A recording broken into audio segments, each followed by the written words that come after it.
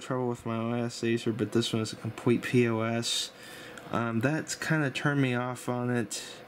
Not the computer I expected. For a computer, it's like a car. You'll have it for several years, so you better be happy with it. I gave it a week to try and get through the negatives, but I just can't. Good laptop, but with a lot of defective parts. Terrible. Avoid. Screen has light bleed. Screen is very pretty when it actually works. I don't know if it'll play the video here, but yeah, you can see that the screen flickers on it. I'm thinking maybe they just got a defective one, but still, with the way my luck goes sometimes, I would probably end up with a defective one. I mean, I'm not sure if I'm willing to take a $1,359 gamble. Anyways, I don't know. It's got a lot of good reviews, but there were also a lot of not so good reviews on it. Now, this is the computer that I'm actually really considering. And this is the one that the TV actually aired about 3 times in about 15 minutes the other night. It's the HP Spectre or Spectra, or however you pronounce it, X360 15T 15AP 012DX. Wow, that's a mouthful.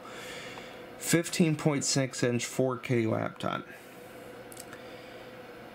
Yeah, I was at Best Buy the other day and I was blown away by how nice this laptop is. It's got a Bang & Olufsen, I'm pretty sure I'm not pronouncing that right, but it's got a Bang & Olufsen speaker system, which I think is kind of like a Harman Kardon, but a little different. But anyway, it's similar, I think.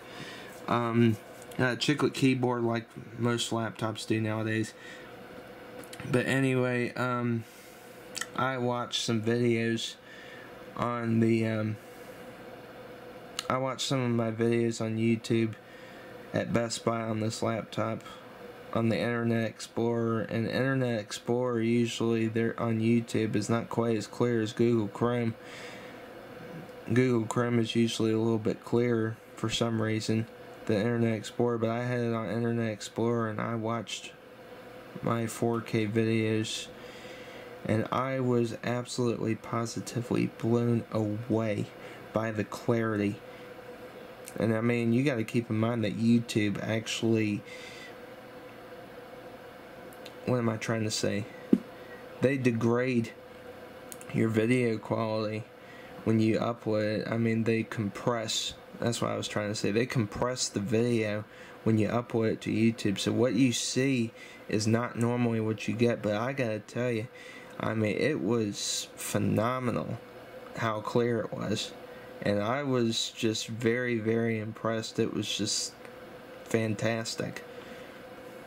And I mean, the battery life was another thing that really impressed me.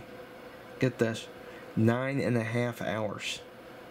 9.5 hours. That's almost a half day of battery life. I could go unplugged for almost a half day. I could go up to Windsor to the Burger King if I had ATCS and go unplug most of the day. You gotta figure, I rail fan for about 11 to 12, sometimes 13 hours. I could go 9.5 of those hours unplugged with ATCS. Sounds pretty good to me. The only problem is that this laptop, I would have to buy extra memory for it because it only includes 256 gigabytes SSD. It doesn't have a 1 terabyte hard drive. Now, they have a 1 terabyte version of this laptop, but I think it's like $1,600 to $1,800, which is way too much, at least in my opinion anyway. There was also a Dell laptop that I looked at Best Buy that was actually really nice too. And for me to say that a Dell laptop is really nice is really stretching, because I had an experience with a Dell desktop several years ago, and I'm not sure if I would consider buying any more of their products. So for me to say that I really liked a Dell computer, I mean, that's really saying something.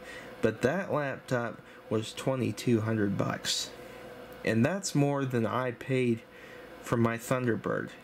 When I had my Ford Thunderbird, I think my Ford Thunderbird was between $1,800 and $2,100 or something like that, and this laptop was $2,200. And I said, and the current car that I have now, that I just bought recently, was I think $1,100. And I said, you know what?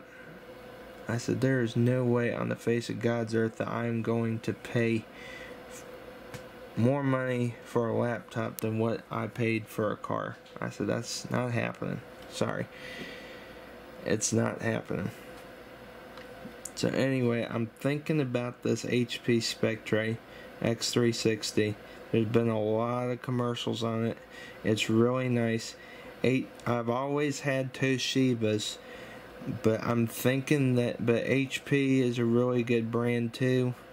They're a very trusted brand, and I'm wondering if maybe I should make a change and go for HP this time. You know, just a thought, and I don't know. There was also an Asus laptop that I looked at on here. It's an Asus ZenBook Pro UX501VW. It's also a 15-inch. It's got Windows 10 Cortana Premium, and it also has a Bang & Olufsen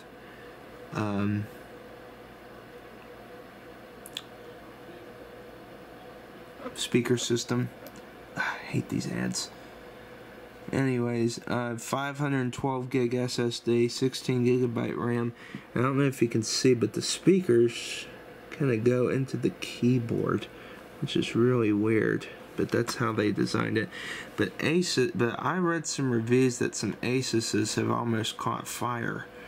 So I don't know if I want to take that risk, especially because this computer comes in at $1,400. So, and the HP Spectre is at $1,350. Well, $1,350 at Best Buy. It was $1,400 and some on here. But anyway, I mean, it's a very nice looking laptop, but I don't know if I would trust Asus. But I think really what it's come down to is either the Acer Aspire V15 or the HP. I don't think I'm going to get the Toshiba. I like the Toshiba. It's a very pretty laptop, and I've always liked Toshiba, but the 2 to 3 hours of battery life I just don't think are worth it. So I just don't. I just think that's too. I just think that's too low an amount of battery life to really.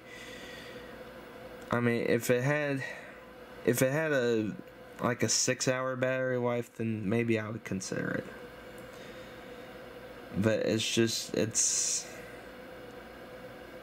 Toshiba needs to work on their battery life for a 4K laptop to really consider me wanting to get, you know, one of those. But I mean, they all look pretty nice, but I mean, you can't really tell by looking at the picture. But the Asus has 2 USB ports, which is pretty